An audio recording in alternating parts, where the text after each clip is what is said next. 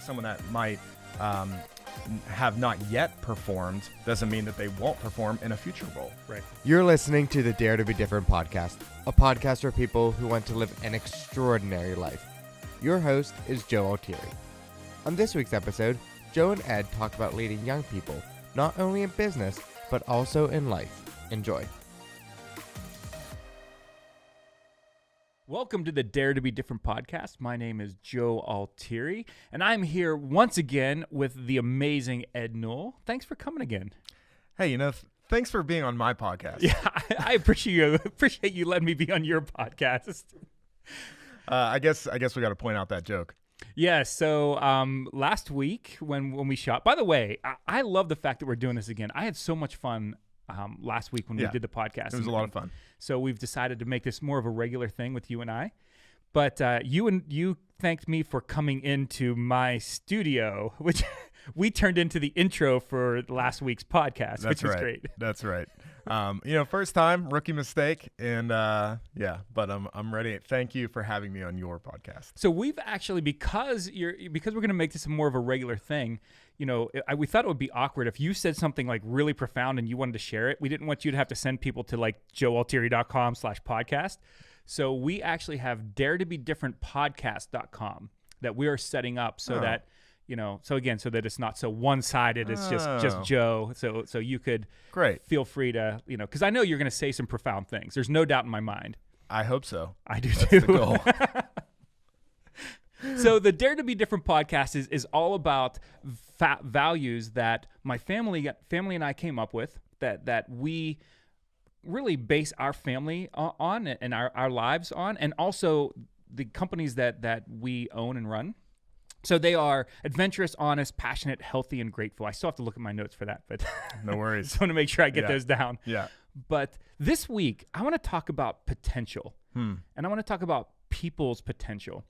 And it really was sparked by two things. Number one, and I just want to bust my oldest, youngest daughter. So Got it. I have three daughters. So I have two still at home. So this is my oldest, youngest daughter. Got it. And we were talking about a classmate of hers and about this person's, upbringing and their goals in life and things like that. And we got into this conversation of potential because I assured her that I was a moron in high school. And that, like I was an idiot. I don't know if anybody else has had that. Yeah, we all were. Yes. Yeah. Like that's what high school is for. It's Right. to be stupid and do stupid things. Yeah.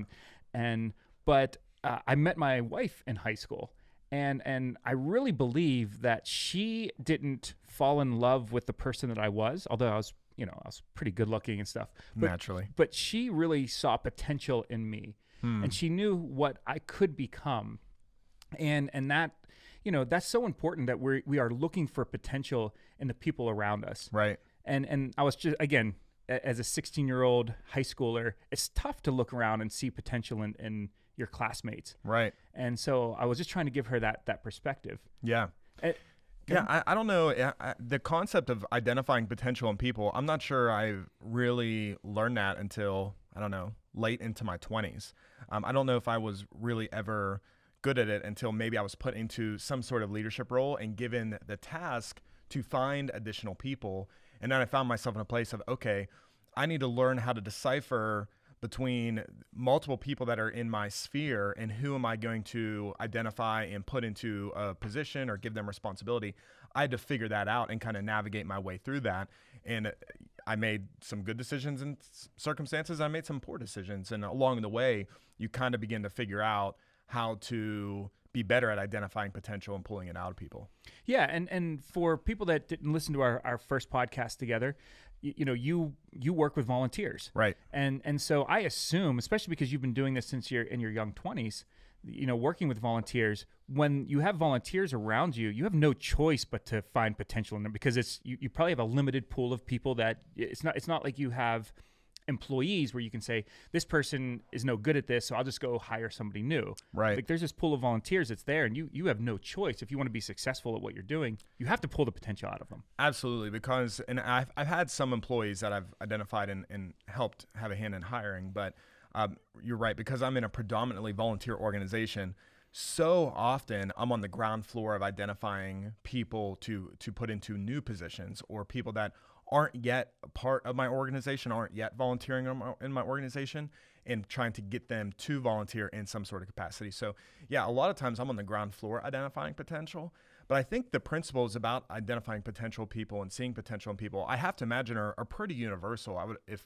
I was in a multi-tiered for-profit organization, I think there are still some principles that you can employ in your organization to help identify people with potential that you might not even interact with every day, but there are ways to be able to see that down through the ranks.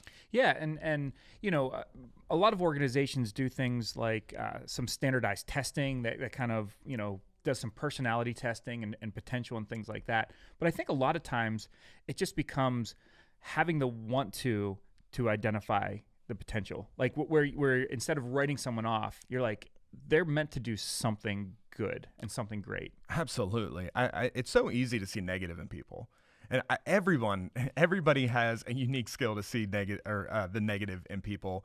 And we talked about this on our last podcast, but people will go online and love to tell why they think something is bad about somebody else.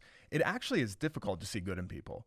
It actually takes something inside of you to say, I'm going to choose to see the best in this person, or choose to see what they might not be walking in right now, but I believe I can help them get there because I've seen something just small in them that I think I can develop or tweak or help pull out of them. Yeah. So the other thing that happened this weekend, now I was not a big basketball fan growing up, but I was a big Michael Jordan fan. Okay. And I'm sure that there's a lot of people like that.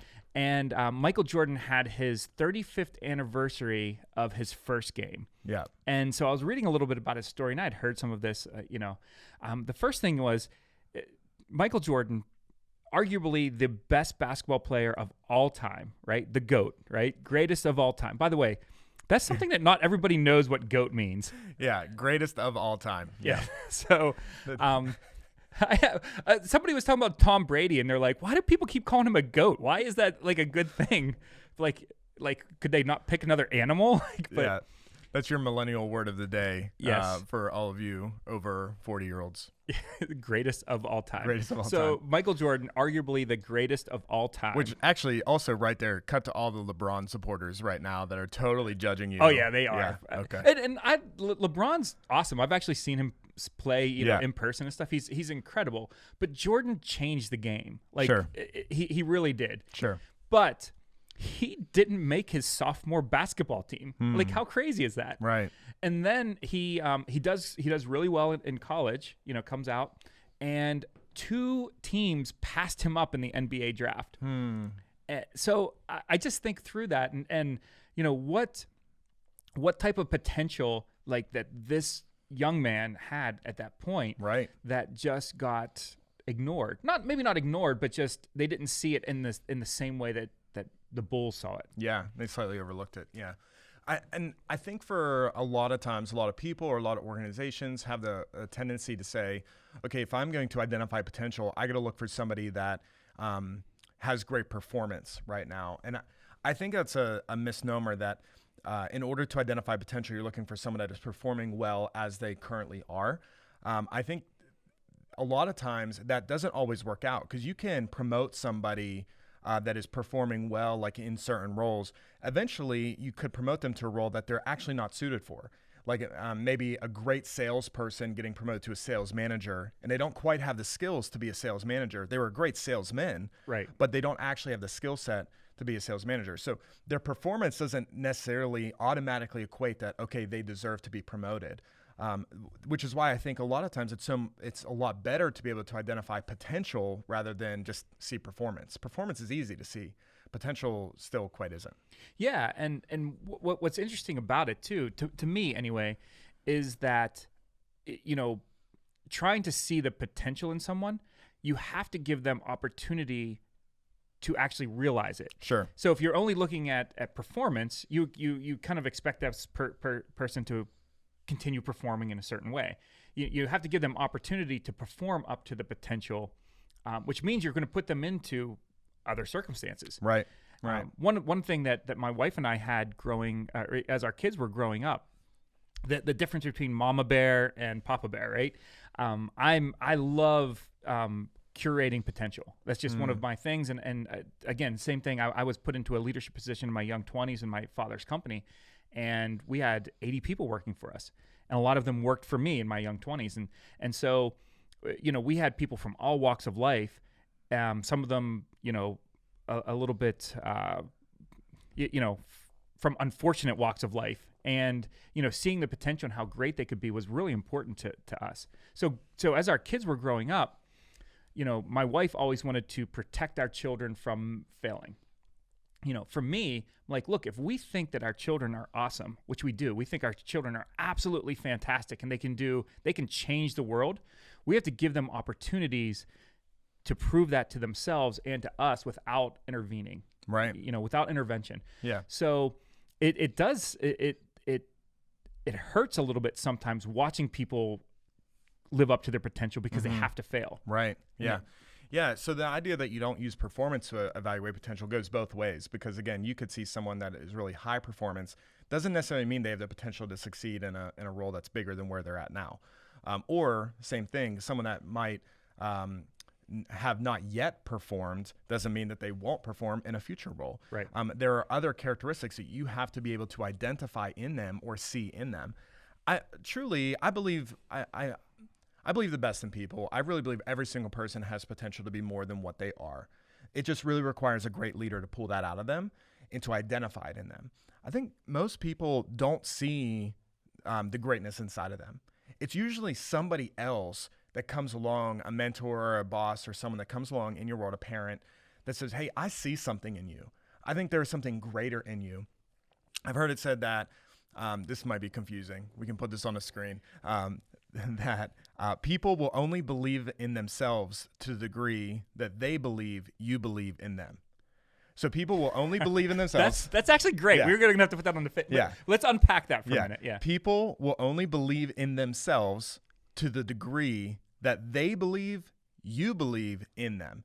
So all that means is if I got someone that I'm mentoring, if I tell them that I believe in them, I see something in them, I think there's something great in them, they will begin to believe that about themselves. But if no one ever says that to them, more importantly, if people in their life come and beat them down or always pushing them down or saying negative things to them, people that grow up in unfortunate circumstances, don't have a parent that's championing them, those people tend to get pushed down in life. They never rise to their potential. They never actually live up to anything because they don't have anybody saying, hey, I see something in you and I think you could be great at this. I 100%, and we've been talking about this a lot as far as leadership goes and organizationally, right? You'd have to have a leader, but I believe that no one is ordinary. Absolutely. I 100% believe that no one was born to be ordinary. Right. That's good. And what would our life look like? What would our relationships, how healthy would our relationships be if we looked at the people around us and said they were not born to be ordinary, and That's I good, Joe. want to help bring out the extraordinary in them. Yeah. So a lot of times we fall back and say somebody should mentor them. Somebody should lead them. Somebody at their job, at their volunteer organization, at their church, at whatever should lead them. When sometimes it's us doing it with the people that are around us. Yeah, absolutely. And every leader has assembly required. It's like a Lego, Every leader has assembly required. Every leader has to be led. In order to get from where they are to where they need to be, they have to be led. You're not going to have a perfect person walk into your organization. You're not, your kid's not going to be born. My kids are born perfect, but of course, yes. Everyone else's kids aren't. And so you have to lead them from where they are to where they need to go. And to assume that someone's going to walk in fully meeting all their potential is a flawed mentality from a leadership perspective. You are in a position of leadership to help bring them from where they are to where they need to go. And so you have to identify, okay, what is the way that I push them? What is the way that I lead them as compared to somebody else? And you have to help make sure that you're continually pulling the more out of them to increase their capacity, increase what they're able to do, to build their skill sets, and again, help them achieve their potential. Yeah, and the first thing is the message to anyone that's listening is you are not ordinary. That's 100%. You are not ordinary. But from the selfish side, let's just look at this from what do I get out of this? I 100% believe that the best way to live an extraordinary life is to see the potential and help those people around us to live the potential that they have in their life. Absolutely. And I think sometimes people think that if I'm constantly living a life where I'm opening doors for others, it means you're like closing the door on yourself. Yeah. Like if they get something, I can't have something. Right. And I just fully believe that your life is, your life will increase whenever you spend your life increasing others. Like you will constantly feel like, okay, when I'm helping others reach their full potential, that's when I really believe you also help to fulfill your potential. I'm not going to be great in and of myself, but the best thing I can do is help pull greatness out of other people.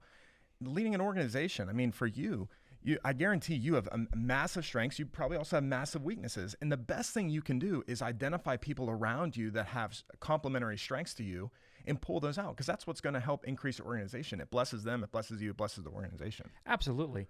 One of the things, and I might get a little emotional talking about this. Yeah. My father-in-law passed away terribly unexpectedly, Right. A couple months ago, and you were at the funeral home, and you saw the crowds that were there, and the funeral home director said, "This is the largest viewing funeral. We've never seen anything like this. I mean, Wow.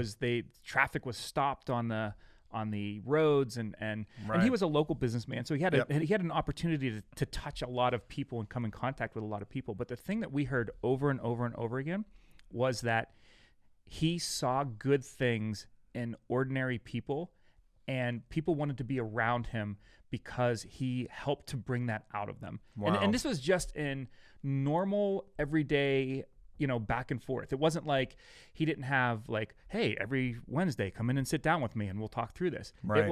It was him just being a generous person. And also, to your point, he had nothing in him that was selfish. So it wasn't like when he helped somebody, he wasn't expecting anything back. And it wasn't physically helping them. It was encouraging them, having a place that the people could come in and just talk, and he would hear their problems and no judgment, and just, really help to pull out the potential in people. And it was amazingly eye-opening, the impact that he had. And he probably had no idea of that. Yeah. But he lived an extraordinary life because of that. Yeah. When you learn that your life is actually greater whenever you spend it really elevating the people around you, I think it becomes part of your character and your DNA. And I think that's what your father-in-law did. He wasn't only doing that probably for his employees, so I'm sure he did it for his employees. He wasn't only doing it to his spouse and his family, though I'm sure he did it for them. He was doing it to anybody he came in contact with. He knew that the best thing that he could really do is help to encourage someone that day, and maybe that's going to help them increase their potential. And so if you're listening, no matter what sphere you're in, there is somebody in your circle that you can help pull the best out of. It could just be your spouse. Now, again, people don't normally see it in themselves. So your spouse has potential that they need you to help pull the best out of them. Certainly your kids. I mean, I believe that your parents are in a position to help pull the best out of their kids. It could be your employees, it could be if you lead volunteer organization, whatever. But there are people in your sphere that you are uniquely positioned to pull the best out of them. The question will be, do you actually step out and do that? Or do you position yourself to speak into their life? Right.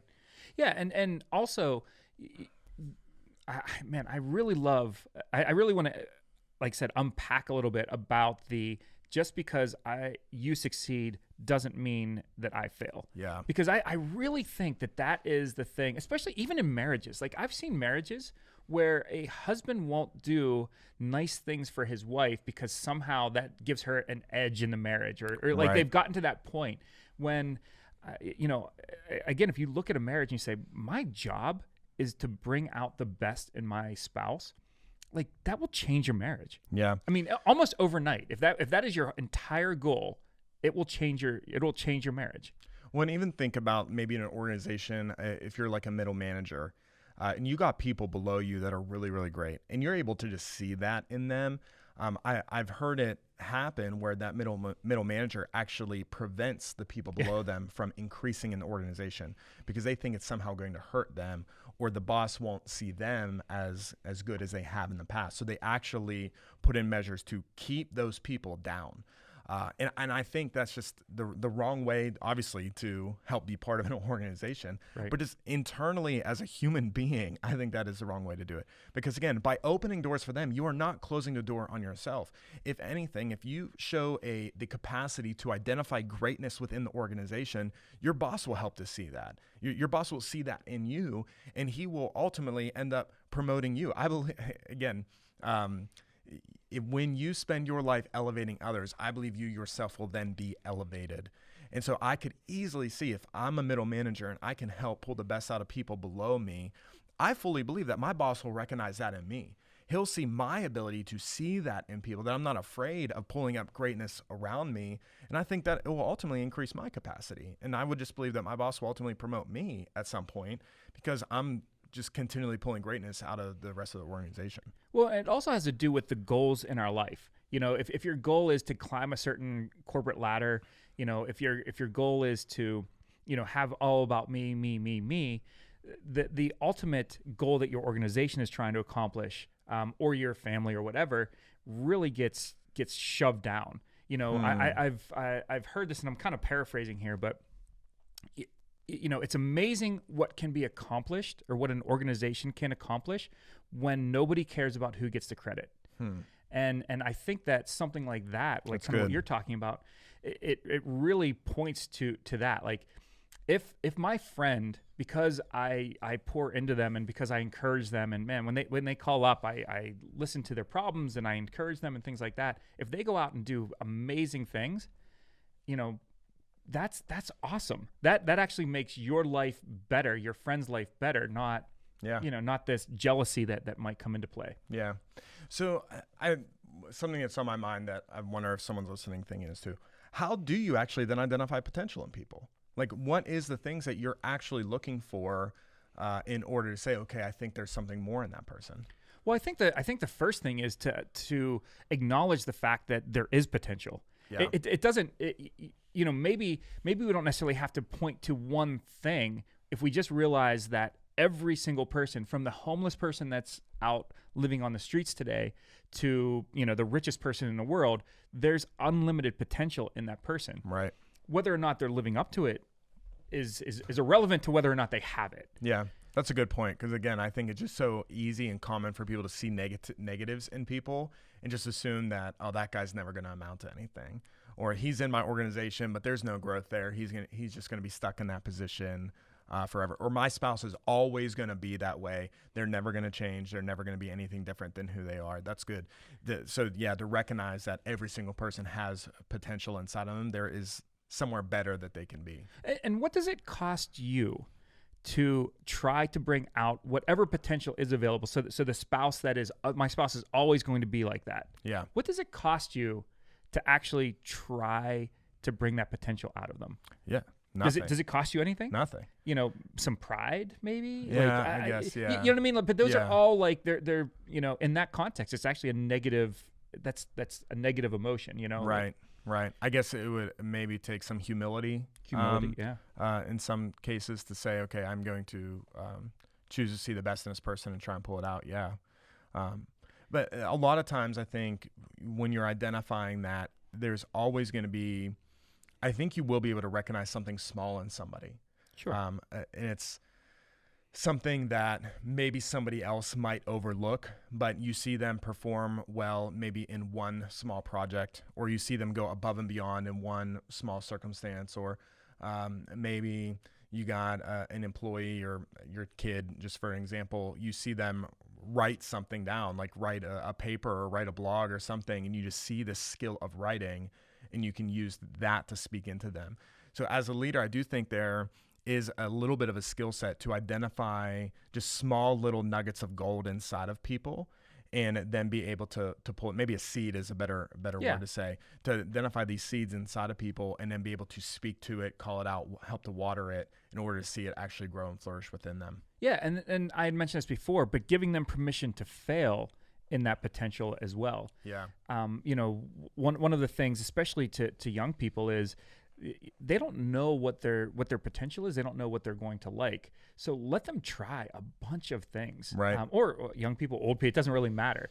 But giving giving ourselves permission to fail, and then giving other people permission to fail in trying to find that potential is really, really important. Yeah. Because to your point, you see somebody writing, one of your children writing, and you think it's pretty good, and they enter it in a contest and they don't win. That doesn't mean that they don't have potential in that. Michael Jordan didn't make his sophomore basketball team. Right. That's what kind of potential, like what kind of vision did his mother have for him saying, you go back out there, like you're going to make it next year. Yeah. Get back out on the court. You love doing this, and you're going to be awesome. Yeah. And if he didn't have people around him that were trying to pull that potential out of him, would he be the GOAT that he is? Yeah, exactly.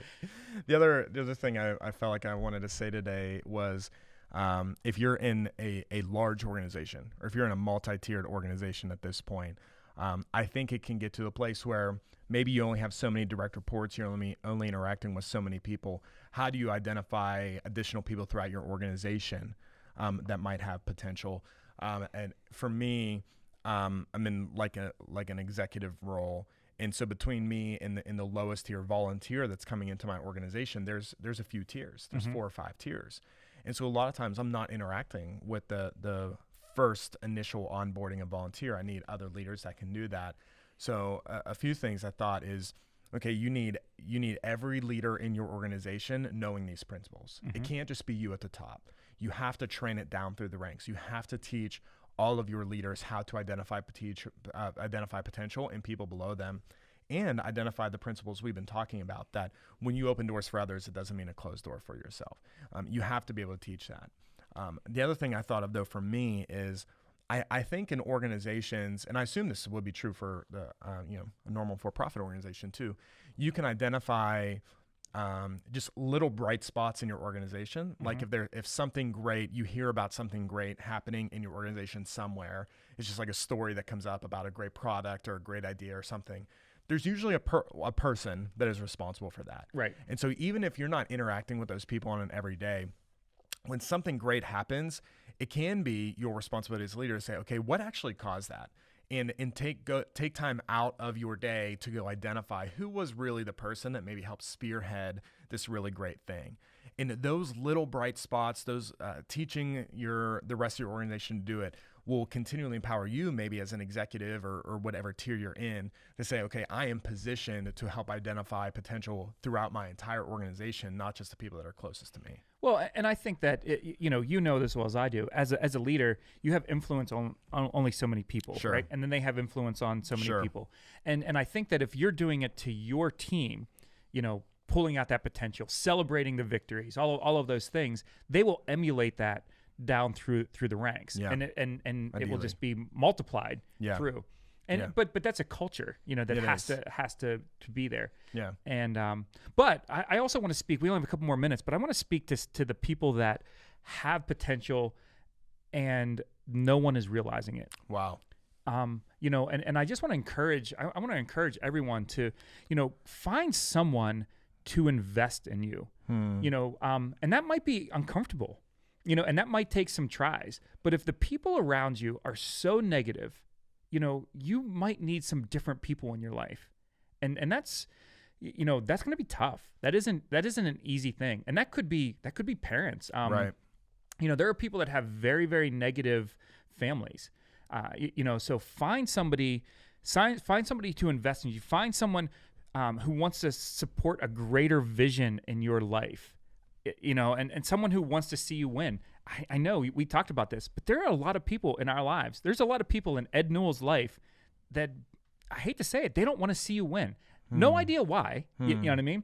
But there's something in them that says, if Ed does a greater job, that means that my life seems inconsequential. And how do you say that? Inconsequential. That's the word. Yeah. Compared to yours. I think that is really good advice. Just find someone that you want to get around that is doing greater things than you, and just go volunteer for them, or go work for their organization, or whatever. Get around them, put yourself in them, and work hard. It's typically not for I don't see good things come out when people say, I have high potential, no one's recognizing it. So they go into situations saying, I have high potential, I'm a great leader. I typically don't promote that person because there's a red flag about them. But I want someone that's going to come in, work hard, come alongside me, do great. And eventually you will be seen if you are great. Yeah, and there's nothing wrong with it. And I've had people in my life, again, not saying that I'm the greatest motivator in the world or anything like that, but I've had people who are like, can I have coffee with you? I just want to hang out every once in a while. Yeah. And we can talk through some things, give them some advice, or hey, I've seen this in the past. And there is nothing, again, there's a little bit of unction that needs to happen for you to make that call, to make that text message or whatever. But if you want to bring out the potential in yourself, you need to have somebody in your life that's helping you do that. And the only way that happens is to get around them. So again, buy them lunch, buy them a coffee. Mm-hmm. Just say, hey, if I come over, I'll cut your grass. Let's go do something to, whatever the case may be, and just get around people that are going to bring out the best in you. Yeah. If you got to if you can get some responsibilities near that person, show up early, stay late, volunteer to do the hard stuff. I mean, there's really be on time, do the things you can do. Be a man of your word, and you'll get seen. Absolutely. So Ed, man, this was great. I hope that this helps somebody. Yeah. I know that every week that we do this, it helps me. So even if no one else listens, I hope that you're listening. I hope that you're subscribing. I actually hope, especially with this one, I hope that you share it with somebody else, because there's somebody in your life that needed to hear this. And you should really send this out. Tell them to listen. Ed has some amazing things that he said this week. But thank you guys so much for being a part of the Dare to Be Different podcast and tuning in every week. Yeah, Joe, you're brilliant. Thank you, man. Thanks for pulling out my potential. Until next week, Ed. Have a good one. Thank you.